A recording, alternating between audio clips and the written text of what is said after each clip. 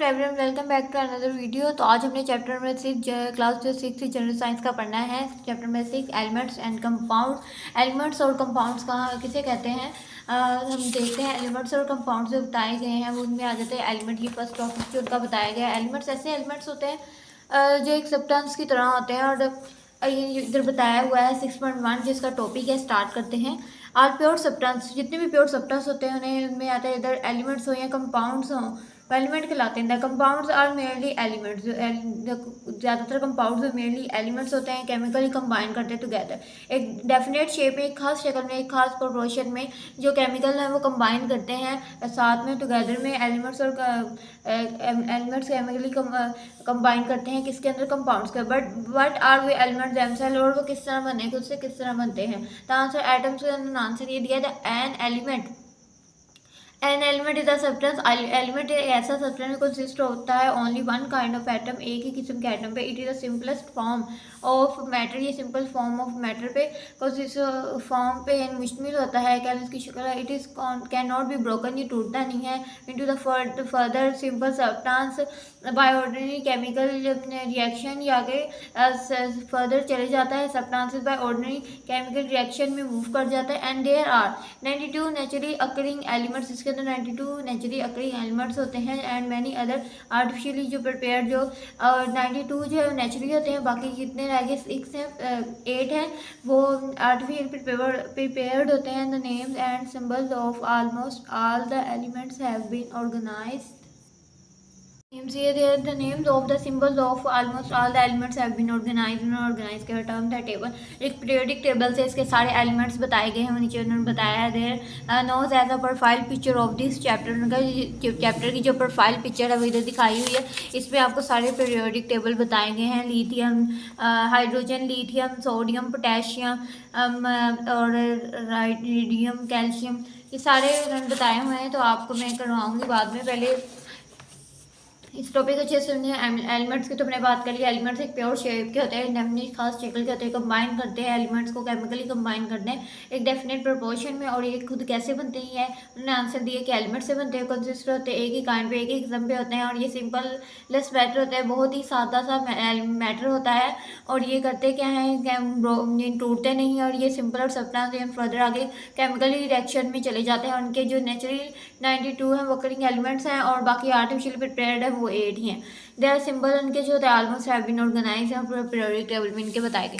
नीचे ने बताया एटम क्या होता है। Atom, what is atom. An atom is the smallest particle. Atom एक ऐसा स्मॉलेस्ट पार्टिकल एलिमेंट है that can take part in a chemical reaction, जो टेक पार्ट करता है केमिकल रिएक्शन के अंदर।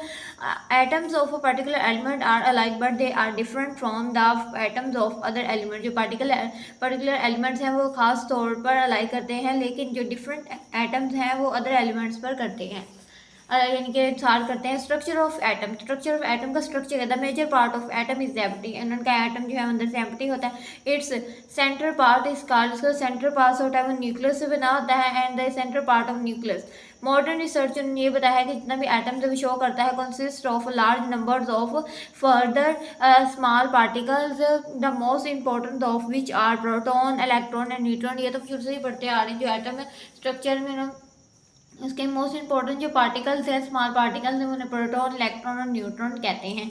ये फर्स्ट पे आ जाता है पॉजिटिव में प्रोटॉन है, न्यूट्रॉन, और नेगेटिव में इलेक्ट्रॉन। ये देखिए ये यहाँ है इधर बताया हुआ इलेक्ट्रॉन, ये नीचे है इलेक्ट्रॉन जा रहे हैं, ऊपर प्रोटॉन और न्यूक्लियस साथ ये सराउंड कर।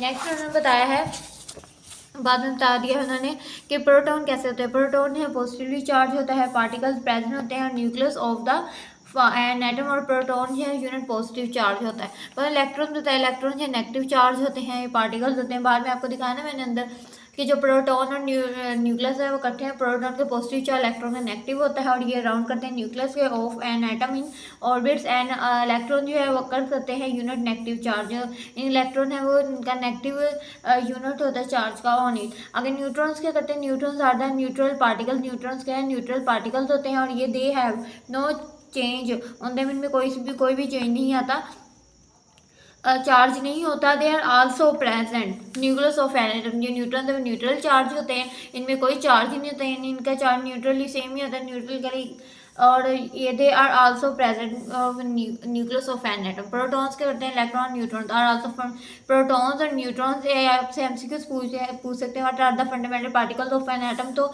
आप बता सकते हैं कि प्रोटॉन्स इलेक्ट्रॉन्स एंड न्यूट्रॉन्स हैं are the known as fundamental particles. Are the protons present in the number of proton, जितने भी नंबर ऑफ प्रोटॉन में प्रेजेंट इन द न्यूक्लियस भी प्रेजेंट होता है of an atom is equal to the number of electron.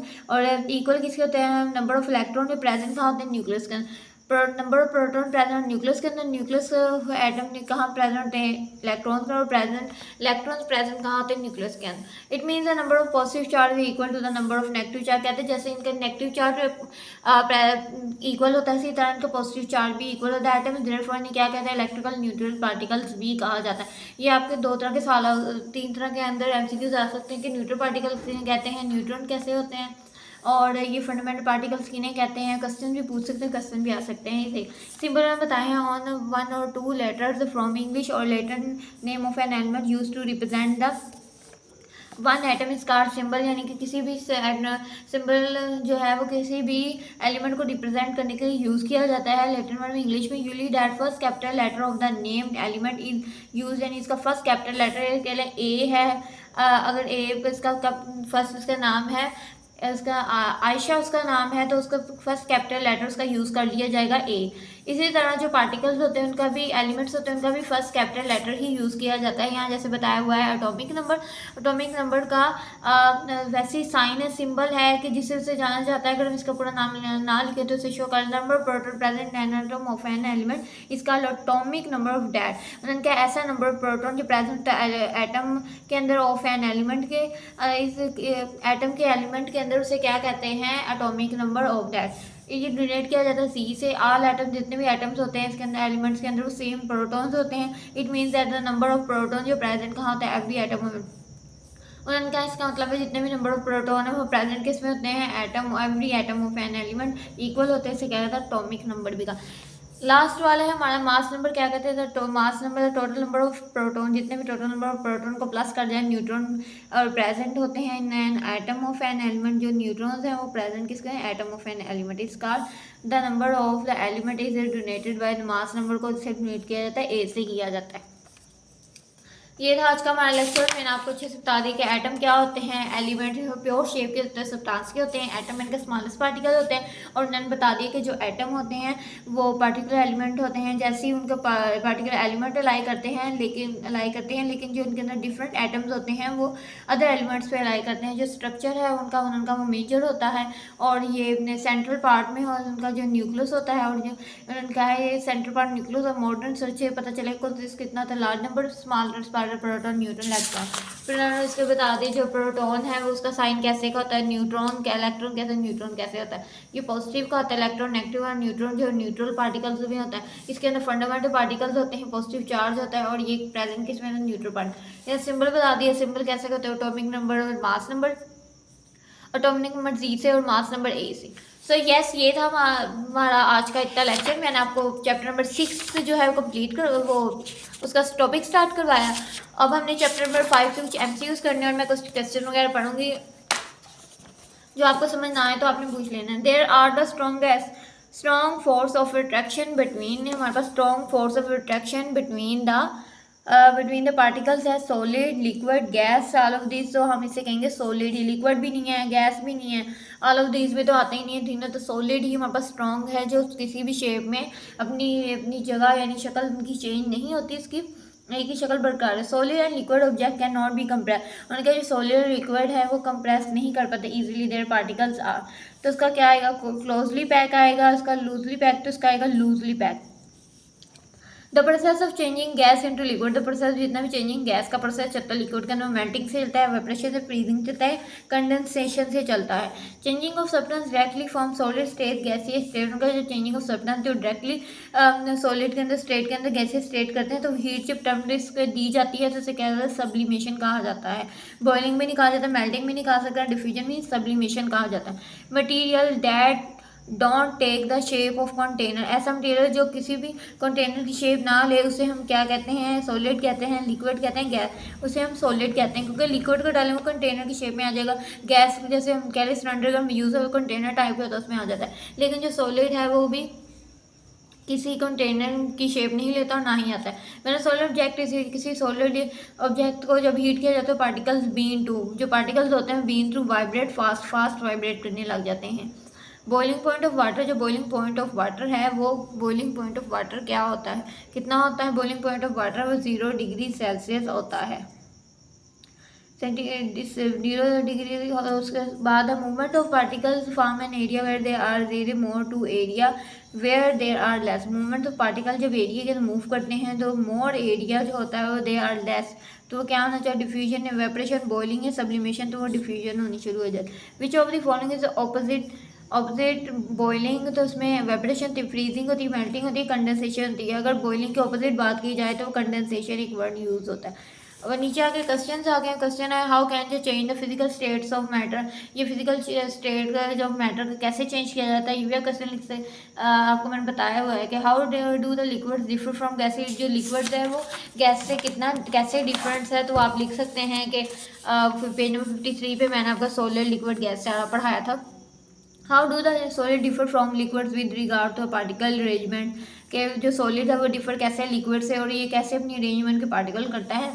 A liquid on cooling convert into a solid, से एक liquid उसे cool किया वो कन्वर्ट कैसे सॉलिड स्टेट में आता है। मैंने बताया था कब अगर पानी को रखें लिक्विड को तो फिर बाद में से फ्रिज में रखेंगे उसका इतना टेम्परेचर होगा और बाद में फिर वो जब ज़्यादा यानी फ्रीजिंग पॉइंट पे सही जाएगा अपने रूम टेम्परेचर के मुताबिक तो वो सॉलिड बन जाएगा, जैसे आइस कहते हैं। Write down the names of 5 liquid and 5 gases, ये भी आपने लिखे हैं। डिफरेंशिएट में मेल्टिंग, फ्रीजिंग, बॉइलिंग करना, इवेपोरेशन, सब्लिमेशन, डिफ्यूजन, कंप्रेस, ये भी सारे डिफरेंस आपने पढ़े हुए हैं। और साथ में फिर ये उन्होंने एक्सप्लेन करने के आप फ्रीजिंग करें, कंडेंसेशन करें, फिक्स वॉल्यूम बताएं, ये तो मैं आपको बता देती हूँ। लेकिन मेल्टिंग बताया हुआ है, ये बताया हुआ है, कंडेंसेशन, वेपोरेशन, बॉइलिंग, इन्हें आपको एक्सप्लेन करने का भी क्वेश्चन आ रहे हैं। ये मेल्टिंग को एक्सप्लेन करें, कंडेंसेशन, इसमें डिफरेंस भी आ रहे हैं, थोड़े थोड़े बता सकते हैं। ये फ्रीजिंग में भी डिफरेंस आ रहे हैं, तो ये बहुत इंपॉर्टेंट है। ये छोटा सा चैप्टर मैंने आपको अच्छे से करा दिया कि चेंज इन मैटर स्टेट्स कैसे होते हैं, मैटर की स्टेट्स कौन सी हैं, वो मेल्टिंग है, फ्रीजिंग है, बॉइलिंग है और ये कंडेंसेशन, इवेपोरेशन। इसमें डिफरेंस भी आ रहा है, इसमें डिफाइंस भी आ रही है, पहले डिफरेंस आ रहा है, डिफाइंस आ रही हैं, फिर डिटेल में एक्सप्लेन करने के कह रहे हैं और इसके अंदर इसके रूम टेम्परेचर पूछे हैं कितने कितने रूम टेम्परेचर पे होता है। सो यस, ये था आज का हमारा लेक्चर। आज को मैंने आपको चैप्टर 6 भी करवा दिया और चैप्टर 5 पे भी मैंने कंप्लीट एक्सरसाइज करवा दिया। और कुछ भी ना समझ आए तो आप पूछ सकते हैं, हमें इस क्वेश्चन समझ आए, इस क्वेश्चन का आंसर बता दो, मैं बता दूँगी। मेरे चैनल को लाइक करें, शेयर करें and keep supporting, keep loving. Video के अंत तक जरूर देखिएगा और मुझे लाइक शेयर कमेंट जरूर करिएगा एंड अल्लाह हाफिज़।